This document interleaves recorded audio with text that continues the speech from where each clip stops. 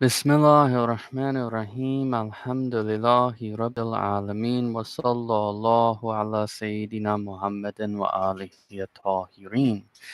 So today I'm going to bring a refutation against those people who claim that there are 12 Mahdis according to an attributed narration that we find in Al-Ghaiba by Sheikh Tusi.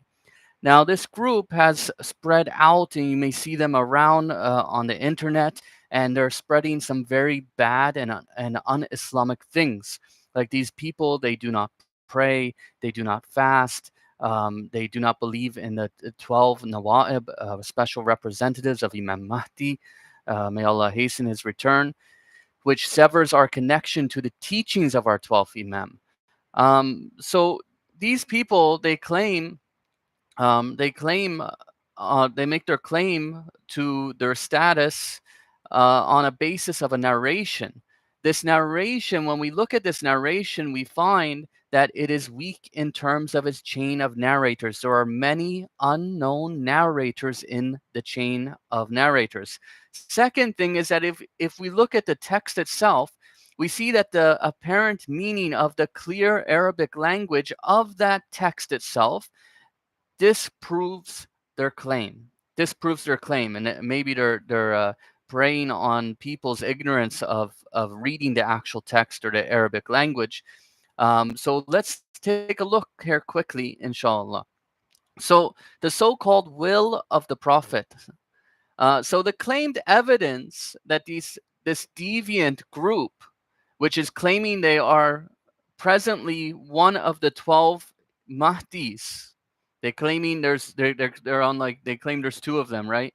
Uh, and so they claim that they are one of the 12 Mahdis, and now we have this guy in the English language propagating stuff around, and now we could actually address this in the English language. So the claim of them is based on a weak narration, a da'if narration, a majhul narration, unknown narrators. So according to Rijal research, what is Rijal? Rijal is the biographical study of the narrators. Uh, Basically, I'm describing it. So this is where we look at if the narrator is known, a liar, a weak person, or trustworthy or not. So you could go and you could look up the names of these narrators. If you go take the chain of the narrators, you go look in the Arabic language, you take the chain of the narrators, you go search their names, and you could find the likes of, you could find Ayatollah Sheikh Shahrudi, who passed away, I think, in the 90s. He was an expert in the Rajal sciences. He mentions their names, and mentions that some of their names he mentions, and he mentions that they're unknown. So that means we couldn't find some of these narrators previously mentioned. They're unknown. They're not mentioned. So these are unknown narrators, and when we have unknown narrators, we cannot connect it to the Imam. We cannot say the Imam said something unless we know the person was actually a real person, having some kind of merit, some kind of status, being trustworthy, things like that. If we don't even know if the person was a real person or a fake person, a made up name or a liar or not, we can't say that the Imam actually said it. And we know for a fact that there are fabrications amongst our body of attributed narration. So we have a science to sift through these things. We have a science to evaluate these things. That is the sciences of Ilm al-Rijal and Ilm al-Hadith. So I'll show the chain, inshallah, as we go on. So some research of the chain of the sanad of this attributed hadith shows that it is a weak hadith. So right away it falls from evidence because we cannot take it, we cannot rely on it because we do not know that the Imam said it. It is weak. There's no proof that the Imam has said it. This narration on its own is weak. So we cannot take this narration. So anyway, so research on the chain of narrators of this claimed will of the Prophet is certainly weak. It's da'if. In fact, this particular narration has a number of unknown narrators. A number of unknown narrators. Since whenever we have an unknown narrator, we cannot prove that the Masum alayhim salam or the Masumin alayhim salam actually even said this narration. And this is normal for us to deal with when we're studying the narrations and we want to understand what exactly Ahlul Bayt alayhim salam or the Prophet sallallahu has said. We want to know that there's a correct link establishing that they actually said it. Otherwise, we cannot take it as evidence. It's only maybes, and sometimes we could even see in the text that there's problems which we would reject it anyways. So problems like it's contradicting Quran, because Prophet Sallallahu had told us had hair too, Kitabu Allah wa Itrati. So the Kitabu Allah wa Itrati, the Book of Allah and the Holy and the Ahlul Bayt alayhim salam, they do not contradict, right? They're not going to contradict. So this important point. Pay attention to that. Okay, so whenever we have unknown narrators, we cannot establish a link of that saying, that statement, those words, or those actions that are being talked about to the Masumin, to the infallible Imams, or to the Prophet. So this narration then, or this report would then fall from being considered as evidence. We could not take it as evidence. It doesn't prove anything. It's just somebody said something. We don't know for sure if it was really said by the person they're attributing it to. Like if you're walking down the street and someone says, "Hey, there's a candy store over in Kalamazoo or something." You don't know. You don't know. You say, "Where'd you hear this?" It says from John, son of Bob. You don't know who's John, the son of Bob. You go, you ask some people, does anybody know John, the son of Bob? No, we don't know John, the son of Bob. We don't even know if there's a John, the son of Bob that exists over in Kalamazoo. So you see, this kind of idea. How do we know? So we'd have to prove that there's actually a candy store that exists over there. There needs to be evidence. So it's this kind of thing. We don't have proof that he actually said it. Somebody could just say random things. We don't have proof that they actually said it. So let us examine something. But if we go from the text, if we look at the chain of narrations, let's have a quick look at the chain of narrations, and then we'll come back and look at the text. So the chain of narrations, I listed some problems with the chain of narrations. The first, which I'll just mention a few of these. One of the narrators is called Ali ibn Sinan Musali. Sayyid Kui says he is likely from the Amma, from the common people, so non-Shia. Sheikh Jawahiri, he lists him as unknown. He's majhul. He's unknown, right? Okay. Second problem. There's a narrator in this chain of narrators called Ahmed ibn Muhammad ibn Khalil. Ahmed ibn Muhammad ibn Khalil. Sheikh Shahrudi, he says that this guy was not mentioned. So this guy's majhul. He's unknown. Another narrator we have in there, Ja'far ibn Ahmed al-Misri. Ayatollah Shahrudi as well says he is not mentioned. Hence we have another unknown narrator. So this is a problem. Other thing is Sheikh Tusi narrates it from a group of people. He says from a group. So we would have to know who that group was. But even if we did, and we proved there was a reliable person in it, once you got to these other narrators in the chain, hadith becomes weak. And we don't only have one unknown narrator in this hadith, one unreliable narrator in this hadith. We have a number of problems with this hadith. So from the aspect of the chain of narrators, we cannot say that this was actually said by the Imam. Now I'll quote you a part of this. This is the part of this attributed hadith. I'll quote you the part that they try to use, and then we'll go and explain it. So it says in this so-called will of the Prophet, it says that these were the 12 Imams. After talking about the Imams and how they died, their death was up. And talks about each one. It talks about them when they're ending here, and and then it goes after, it's after the 12th one. He would, it says that who the 12th one, son of Hassan, he who is the protector of the Sharia of Muhammad. I'll take that. That's another point that should be considered there. So he says, it says these were 12 imams, and after them there will be 12 Mahdis. Okay. When the last moments of the 12th imam will approach, he will hand it over to his son, who is the foremost proximate, is transinterpretation of it.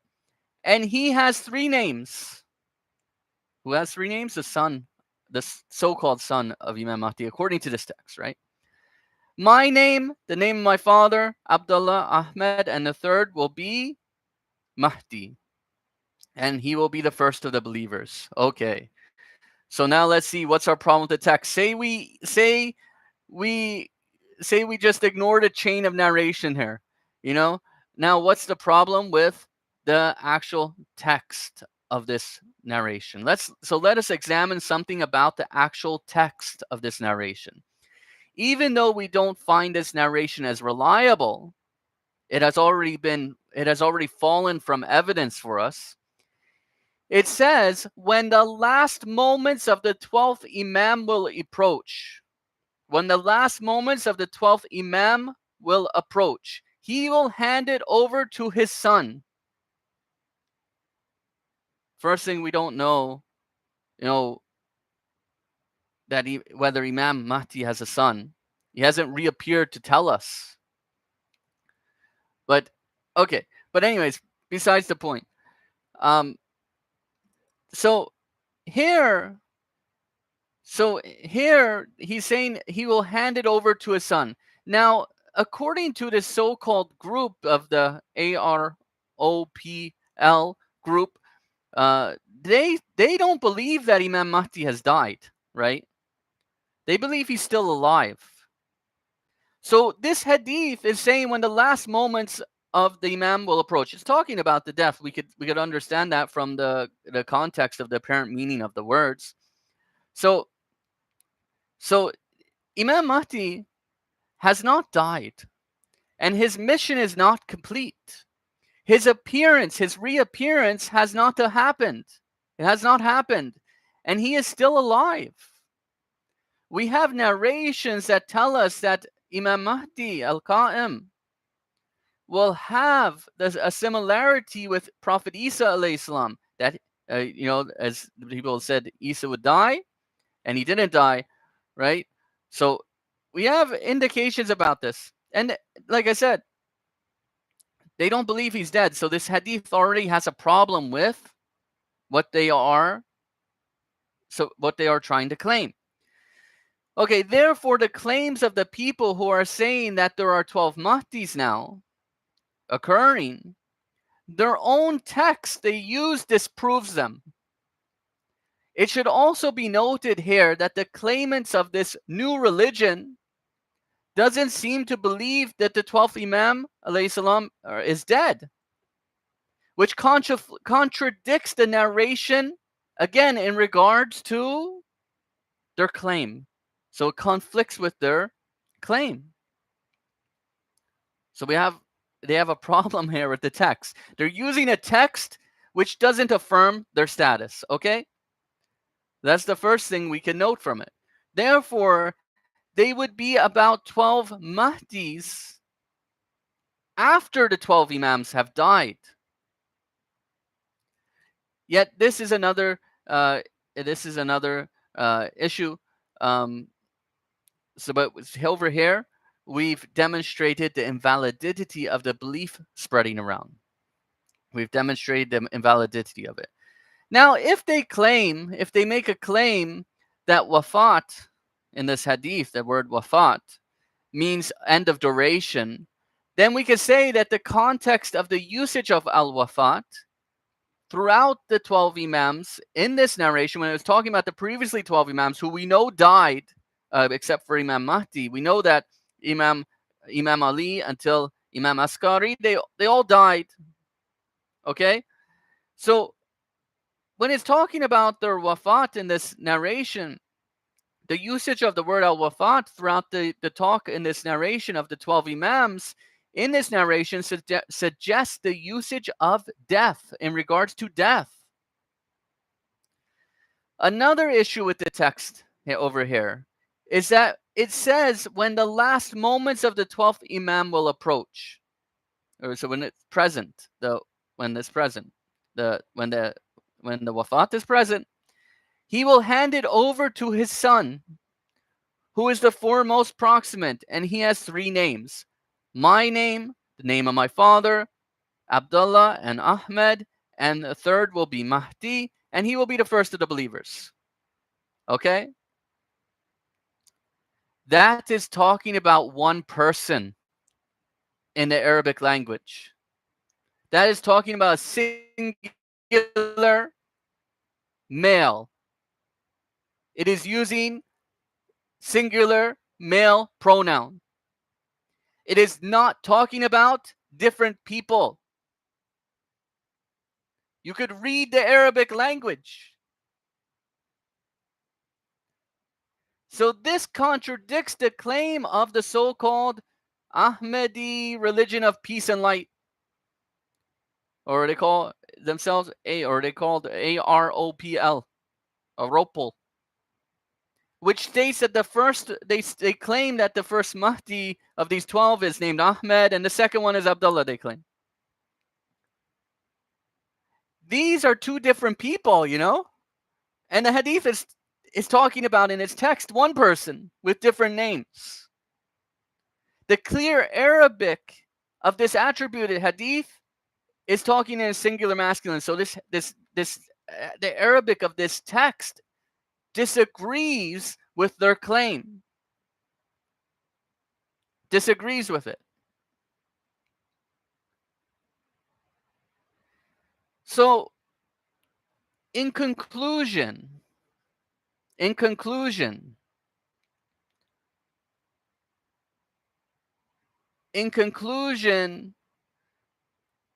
the so-called Ahmadi religion of peace and light, this is different than Ahmadiyya, which was older issue, is built upon a claim which is weak. Its basis is weak and not substantiated by the evidences. As we see in the main narration that they rely on, this so-called will of the prophet narration is weak. It's da'if. It's narrated by unknown narrators. We don't know who. We can't establish any link. We don't know who these people are. For all we don't know who they are.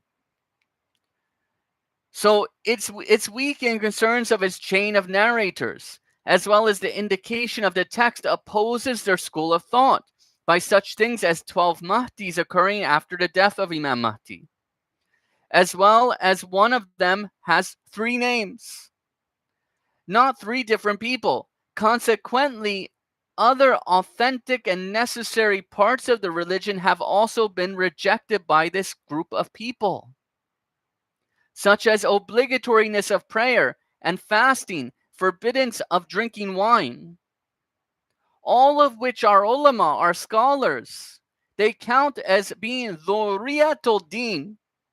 What's dhuriyatul deen? Dhuriyatul deen are the necessities of religion. If somebody rejects them being in Islam, they step outside the folds of Islam.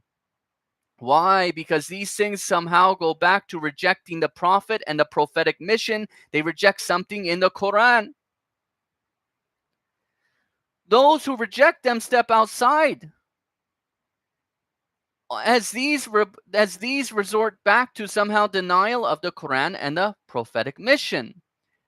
Also, the Ulul Azam messengers, so they claim this aropl, they claim that they're on this seventh covenant.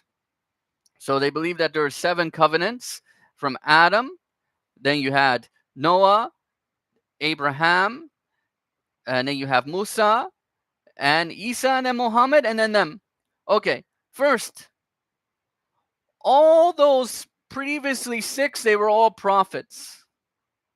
Second, we have a narration that says that the code of laws came down with 5 ulul azm, messengers of determination. I'll read you the hadith before we finish. So nowhere do you see an imam who's only an imam or the Mahdi bringing a new code of system. You don't. Okay. So Ulul Azam messengers, which is a status higher than just a prophet. Ulul Azam messengers, which are a special level, bring a new system, not the imams. Rather, the teachings of the Ahlul Bayt alayhim salam, when we look at what the Ahlul Bayt said about their teachings, is that whatever they had was a inheritance from the Messenger of Allah. This is what Ahlul Bayt taught us. Another serious issue that these people have, that we found with them, is their severance of our connection to the letters of Imam Mahdi, the Imam of our age, who we're supposed to be following. And people are already sometimes quite ignorant of what Imam had actually said in those letters. Their severance of their connection, they reject the 4 deputies. So all the letters, all the tawqi, anyone that could be proven reliable, they won't be accepting over here. Consequently, disregarding important directions and teachings of the Imam of the age, may Allah hasten his return, including things we are entrusted with to make every Shia know. These are not small things. Now, before I move on to the final conclusion, I'll read you this hadith. I just have to find it, that says about who brings the codes, right? So this is a hadith narrated by Sheikh Saduk, narrated from his teacher Muhammad ibn Ibrahim ibn Ishaq al-Taligani. And he says, may Allah be pleased with him. So this is a Rajali point here. Narrated that Ahmad ibn Muhammad ibn Sa'id al-Kufi al-Hamdani quoted on the authority of Ali ibn al-Hasan ibn Fadal, on the authority of his father, that Abul Hasan al-Rida, Imam Reza alayhi salam, that he said, why were the best messengers called Ulul Azam? So he answered, they were called Ulul Azam since they had laws and regulations. The prophets that came after Noah all followed the laws of Noah and followed him. The prophets that came after Noah all followed his book until Abraham came. The prophets that came after Abraham all followed Abraham's laws. The laws and ways of Abraham were followed by all the prophets that came after Abraham until Moses. Then after Moses, the prophets followed his laws and ways and adhered to his book until the time of Isa, the time of Jesus. All the prophets at the time of Jesus and after him followed his laws and ways and adhered to his book until the time of Prophet Muhammad. Therefore, these 5 prophets are Ulul Azam and are the best of the prophets and messengers. The laws of Muhammad will not be voided until the resurrection day. The wajib and haram of Islam is not voided until Yawmul Qiyamah, until the day of resurrection. So here you see the context of a new religion, a new religious system of norms is based on Ulul Azam, which are only 5. There are only 5 messengers being sent. So this is issue. This again is a firm opposition against the claims of this aropl, this group. This is a opposition to them. So in light of all these things, we cannot accept the claim of this so-called Ahmadi religion of peace and light. Although this is a brief analysis, the evidence for their position is incomplete. So their claim is having incomplete evidence, and we are supposed to follow with certitude and itminan and adhere and cling to the teachings of the Quran and the Ahlul Bayt that we know with certitude or itminan at least are from the Quran and the Ahlul Bayt. Alayhum salam. So with this, I will end, and you could all join me with Dua Garik. Ya Allahu Ya Rahmanu Ya Rahimu Ya Mughalibu Ya Mughaliba Al Qulub Thabit Kalbi ala Dinik. O Allah, in the name of Allah, the Beneficent, the Merciful, O Turner of the hearts, fix my heart upon your religion. والآخر دعوانا أن الحمد لله رب العالمين اللهم صل على محمد وآله الطاهرين.